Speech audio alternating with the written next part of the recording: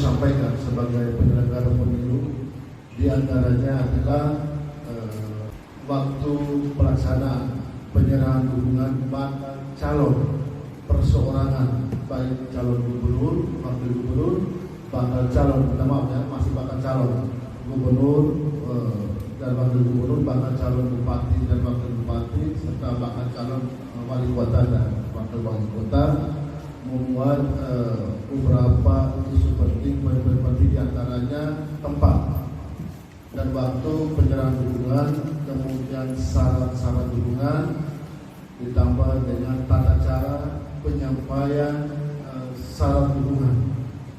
Proses pelaksanaan pilkada ini nanti klimaksnya di tanggal 27 November 2024. Pada proses pelaksanaan tahapan kita bagi dalam 2 sesi.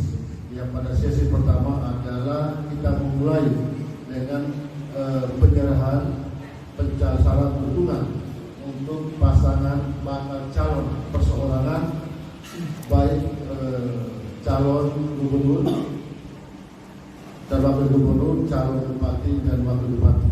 Kalau untuk kabupaten tidak ada bakal calon wali kota dan wakil wali kota. Nah, berdasarkan lampiran peraturan Komisi Pemilihan Umum Nomor 2 Tahun 2024, KPU melakukan pengumuman itu sejak tanggal 5 sampai tanggal 8 Mei 2024. Oleh karena itu kami memandang perlu untuk mengundang Bapak Ibu sekalian untuk bersama-sama kita wartakan, kita sampaikan secara terbuka kepada publik, kepada pihak-pihak yang berkepentingan sebagai pelaku politik ingin mencalonkan diri melalui pilihan perseorangan. Nah, untuk waktu penyerahan dukungan dan tempat pelaksanaannya, KPU akan membuka pendaftaran khusus untuk penyerahan dukungan perseorangan itu pada tanggal 8 Mei sampai tanggal 12 Mei. Nah, selanjutnya dari dokumen-dokumen yang ada, KPU akan melakukan verifikasi, memulai dari verifikasi administrasi sampai kepada verifikasi faktual yang berakhir nanti di bulan Agustus. Kemudian untuk tahapan berikutnya, untuk pencalonan bakal calon gubernur, wakil gubernur, bupati dan wakil bupati melalui jalur partai politik itu nanti akan mendaftarkan diri dan akan mempersilakan nanti di bulan Agustus.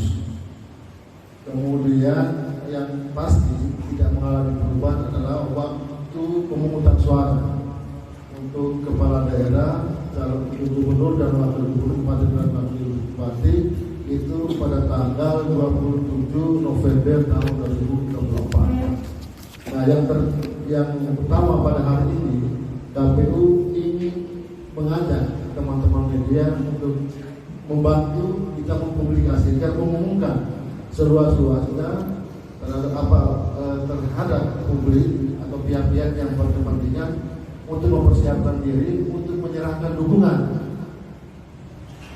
persyaratan pencalonan dari jalur perseorangan itu nanti pada tanggal 8 sampai tanggal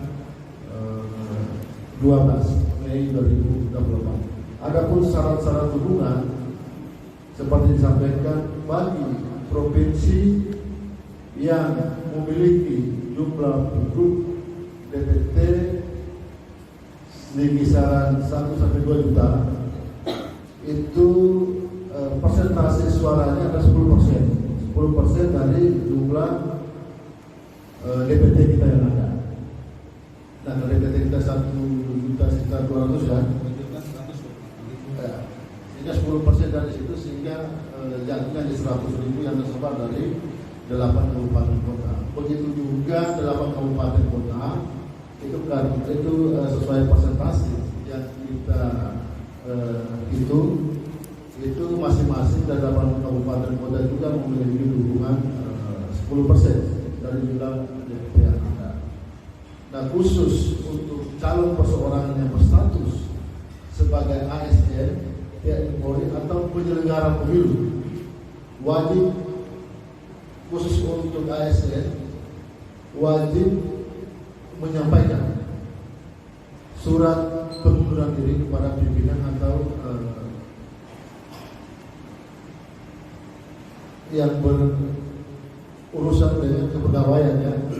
Jadi itu khusus untuk yang berstatus sebagai calon yang berstatus sebagai ASN, kemudian yang berstatus sebagai penyelenggara pemilu dan TNI Polri itu wajib menyertakan surat pengunduran diri pada saat penyerahan dukungan, yaitu pada tanggal 8 Mei 2024. Untuk rincian jadwal dan tahapan rekan-rekan sekalian nanti kita akan kasih mulai dari tanggal 8 besok.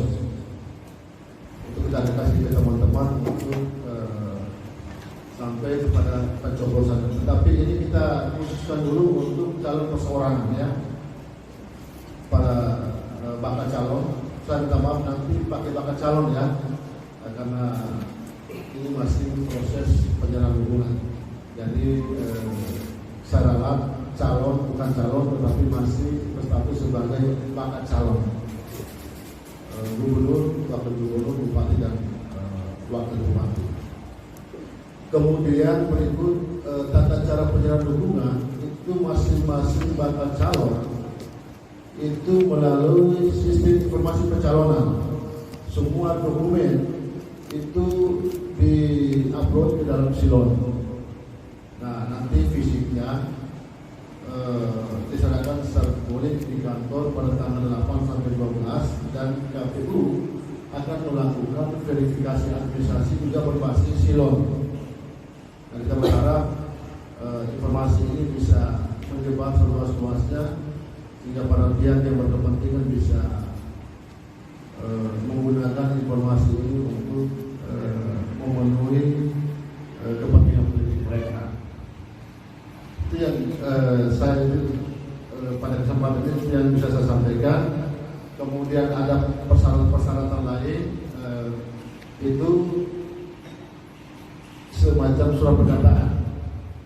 Nah, surat pernyataan pengunduran diri, kemudian surat pernyataan yang berkaitan dengan identitas, ya identitas dukungan yang dimuat dalam lampiran peraturan KPU nomor 2 tahun 2024. Di situ ada KWK dukungan, kemudian ada KWK pencalonan, juga ada KWK pernyataan. Itu yang nanti digunakan oleh bakal calon untuk memenuhi persyaratan administrasinya.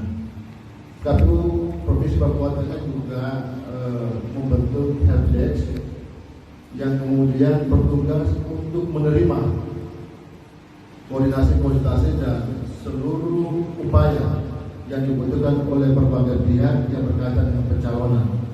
Kita membuka layanan itu mulai dari tanggal 8 Mei itu dari jam 8 pagi sampai jam 4 sore. Khusus untuk tanggal 12 itu dari jam 8 pagi sampai pukul 23.59 waktu Lebaran. Nah, hingga informasi ini bisa dijadikan sebagai acuan bersama, baik kami dari pihak penyelenggara pemilu, kemudian dari teman-teman media yang menggunakan fungsi kontrol, pengawasan dan juga menjadi jembatan untuk sebagai pilar demokrasi hingga semua pihak dapat mengikuti proses pemilihan kepala daerah yang tahapannya sementara kita laksanakan.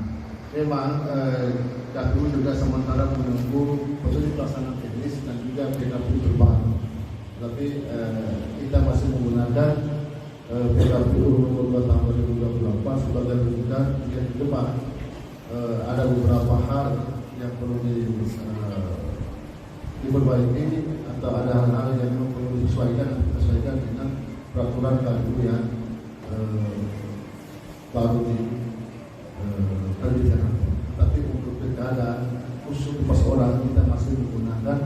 rujukannya di PKPU 2 tahun 2064. Sekian dan terima kasih.